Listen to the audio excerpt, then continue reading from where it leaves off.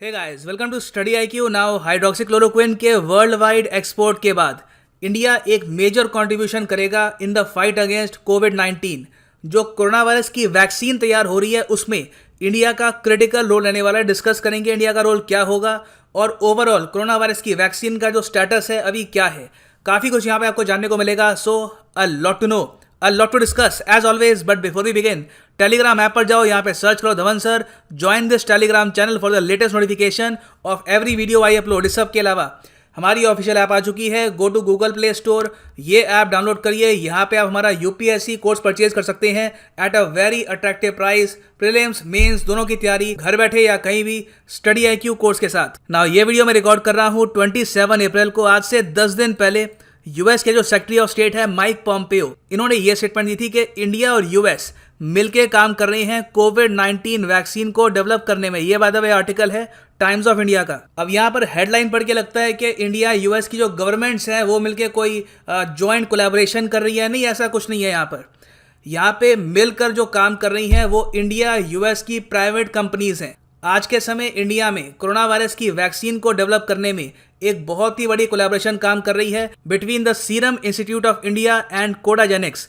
अब ये जो नाम है सीरम इंस्टीट्यूट ऑफ इंडिया, ऐसे लगता है कि कोई यूनिवर्सिटी है, कोई इंस्टीट्यूट है इंडिया में, जबकि ऐसा नहीं है। ये एक बहुत ही बड़ी प्राइवेट कंपनी है। इसका नाम शायद आपने कम सुना होगा, मगर ये दुनिया में सबसे ज़्यादा वैक्सीन बनाते हैं पर डोज के हिसाब से। और जो कोडाजेनिक्स है ये बहुत ही बड़ी न्यूयॉर्क बेस्ड कंपनी है।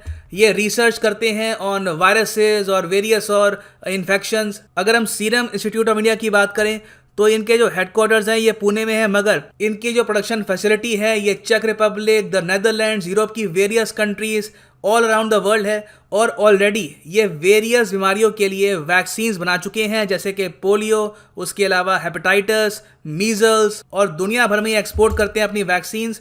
टोटल हर साल ये 1.5 बिलियन डोजेस बनाते हैं और 80% जो इनकी वैक्सीन्स हैं ये एक्सपोर्ट होती हैं अफ्रीका, यूएस और यूरोप में। और सबसे बड़ी बात ये है कि ये लोग एक्सपेंसिव वैक्सीन नहीं बनाते। इनकी जो वैक्सीन है काफ़ी सस्ती होती है, पर डोज ऑन एवरेज 50 सेंट के आसपास रहती है। जो अफ्रीका के लोग या फिर आप कह सकते हैं वो कंट्रीज जहाँ पे स्पेंडिंग पावर लोगों की इतनी है नहीं, वो भी इसको आराम से परचेज कर सकते हैं। तो मैं कहूँगा Indian pharmaceutical industry as a whole दुनिया के लिए वरदान है। तो जब अमेरिकन कंपनी कोडाजेनिक्स और सीरम इंस्टीट्यूट ऑफ इंडिया ने कोलैबोरेशन अनाउंस करी तो यूएस गवर्नमेंट ने भी यहाँ पर इसको नोटिस किया और ये कहा। यहाँ पे आप देख सकते हैं यूएसए की स्टेट डिपार्टमेंट की ट्वीट है, great example of how US India strategic partnership benefits the world.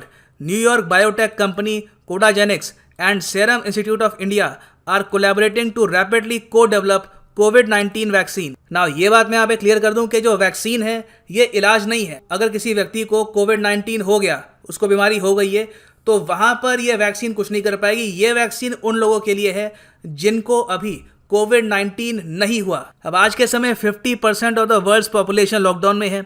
डर यहाँ पर यह है कि लोग अगर बाहर निकलेंगे तो ये वायरस फैलेगा, लोगों से लोगों तक फैलेगा, एक चेन बनेगी और बहुत ही जल्द अगर मान लीजिए टोटल पॉपुलेशन का 1 या 2% भी मरता है तो इंडिया जैसे देश में हम लाखों करोड़ों मौतें दे सकते हैं। इसको अवॉइड करने के लिए हम लॉकडाउन में हैं। वैक्सीन में हम करेंगे क्या कि कोरोना वायरस के जो डेंजरस ट्रेड्स हैं, मतलब कि जो बीमारियों वाले ट्रेड्स हैं, वो हम हटा देंगे। बेसिकली इस वायरस को काफ़ी हद तक वीक कर देंगे और जब ये बहुत ही ज़्यादा कमज़ोर स्टेज में आ चुका होगा तब इसको हम एक ह्यूमन बॉडी के अंदर डालेंगे ताकि हमारा जो इम्यून सिस्टम है वो तैयार हो जाए और उसको पता लग जाए कि इस वायरस से निपटना कैसे है। जो मेन काम है आपकी बॉडी करेगी, जो आपका इम्यून सिस्टम है वही करेगा, मगर आप ये कह सकते हैं आपके इम्यून सिस्टम को पहले ट्रेनिंग, उनको प्रेपरेशन की आवश्यकता है।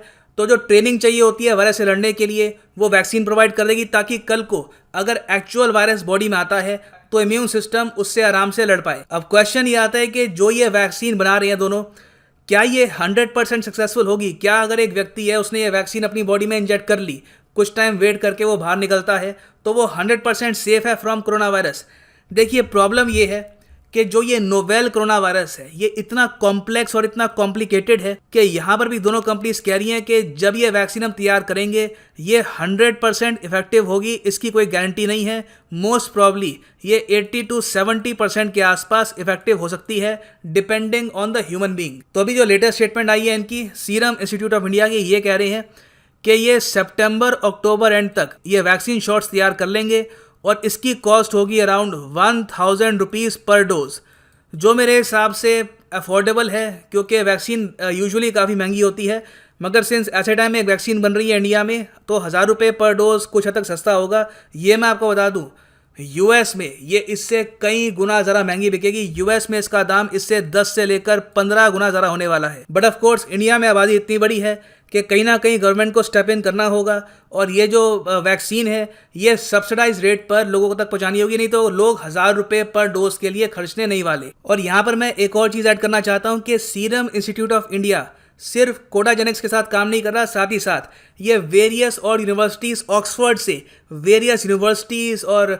वेरियस इंस्टीट्यूट्स के साथ मिलकर काम कर रही हैं। वहाँ पर भी ये कोशिश कर रही हैं कि कोई ना कोई वैक्सीन डेवलप हो जिसको ये मास प्रोड्यूस कर पाए। मगर घूम फिर के बात आती है इंडिया पर, क्योंकि अगर कोई देश है दुनिया में आज के समय जो लार्ज स्केल पर वैक्सीन को प्रोड्यूस करके कंट्रीज़ को एक्सपोर्ट कर सकता है तो वो है द रिपब्लिक ऑफ इंडिया। तो अगर मान लीजिए ये जो वैक्सीन है ये इंडिया यूएस पार्टनरशिप या फिर यूके इंडिया पार्टनरशिप या फिर किसी भी पार्टनरशिप से आती है, इवेंचुअली अगर आप चाहते हैं कि ये वैक्सीन अफ्रीका में, यूरोप में, चाइना में, रशिया में, हर जगह फैले, तो उसका सोर्स होगा सिर्फ इंडिया। तो मैं ये कहूँगा इंडिया के लिए एक बहुत ही अच्छी अपॉर्चुनिटी है। हम अपनी जो सॉफ्ट पावर है इसको इम्प्रूव कर सकते हैं। अब एशिया में आपको पता है कि एक जायंट है चाइना, उस पर सारी कंट्रीज आरोप लगा रही हैं इस पेंडेमिक को फैलाने का, नेग्लिजेंस करने का। वेरएस एशिया में एक और जायंट होगा इंडिया, जिसकी एक्चुअली प्रशंसा हो रही होगी बिकॉज इंडिया ने हाइड्रोक्सीक्लोरोक्विन एक्सपोर्ट किया है। अब उसके बाद जो वैक्सीन का भी एक्सपोर्ट होगा दुनिया भर में वो इंडिया से ही होगा, प्राइमरली इंडिया से ही होगा। मगर देखिए इसके लिए इंपॉर्टेंट ये है सॉफ्ट पावर को फैलाने के लिए कि कहीं ना कहीं गवर्नमेंट को इनिशिएटिव लेना होगा और दुनिया तक ये बात भी पहुंचानी होगी कि इस मुश्किल टाइम में इंडियन फार्मास्यूटिकल इंडस्ट्री ने दुनिया की मदद करने के लिए कितना ज़रा इंपॉर्टेंट काम किया है। नहीं तो देखिए रिसेंटली आपको पता होगा मिस इन्फॉर्मेशन ऐसे फैलती है। एक मिस इन्फॉर्मेशन ये फैल गई कि डोनाल्ड ट्रंप ने इंडिया को थ्रेटन किया है। फिर उसके बाद मैंने एक पूरी वीडियो बनाई इस पर कि भारत की मदद को अमेरिका याद रखेगा और 10 things India should ask US in return for hydroxychloroquine. इसमें मैंने आपको बताया था कि डोनाल्ड ट्रंप ने किस तरीके से ट्वीट करी और ये कहा कि thank you India and Indian people for the decision on the hydroxychloroquine. और इंडिया एक्चुअली ना सिर्फ यूएस, आज के समय 55 से ऊपर कंट्रीज को हाइड्रोक्सीक्लोरोक्विन एक्सपोर्ट कर चुका है। जितना एक्सपोर्ट हमने यूएस को किया है उससे कई गुना ज़रा एक्सपोर्ट बाकी कंट्रीज को किया है in total, including Russia. Russia ने भी ये कहा है कि इंडिया का जो डिसीजन था हाइड्रोक्सीक्लोरोक्विन को एक्सपोर्ट करने का ये नोबेल था, एक बहुत ज़्यादा अच्छा एक जेस्चर था। हम इसको रेसिप्रोकेट करेंगे, मतलब कि हम इसको याद रखेंगे and we will help India in the future as well. और आप देख रहे हैं ऑलरेडी यूएस को जो हमने मेडिसिन एक्सपोर्ट करी है उसके बदले में कुछ रिवॉर्ड्स इंडिया को मिली हैं। जैसे कि आपने रिसेंटली सुना होगा कि currency swap agreement almost complete होने वाला है बिटवीन यूएसए एंड इंडिया। हालांकि उसकी जो डिटेल्स हैं वो आनी बाकी है। तो ये मैं कहूँगा एक डायरेक्ट रिजल्ट है ऑफ इंडियाज़ मेडिसिन डिप्लोमेसी। उस सब के अलावा यूएस ने बहुत सारे वेपन्स की जो सेल है ये अप्रूव कर दी है। साथ ही साथ बहुत सी और मेडिसिन के लिए जो इंडियन फार्मास्यूटिकल कंपनीज हैं उनको लाइसेंस मिल चुका है। उनको अब यूएस मार्केट में ज़्यादा फ्रीडम है, कम टैरिफ्स हैं, तो मतलब कि इंडिया के एक्सपोर्ट बढ़ेंगे। तो जो मैंने आपको यहाँ पे कहा था कि 10 things India should ask US, उसमें कई चीज़ें रियलिटी में कन्वर्ट हो चुकी हैं। So for the time being हम ये उम्मीद कर सकते हैं कि जो वैक्सीन है जेन्युइनली अक्टूबर, सितंबर या मैक्सिमम दिसंबर तक भी आ जाए, क्योंकि जब फिर से विंटर स्टार्ट होगी तो उस टाइम हो सकता है कि कोविड-19 के जो केसेस हैं ये वापस स्पाइक करे अराउंड द वर्ल्ड। उस टाइम हमको वैक्सीन की नीड बहुत ही ज़्यादा होगी। So hopefully everything will go well. तो ये है एंड इस वीडियो का। Thanks for listening and as always God bless you all.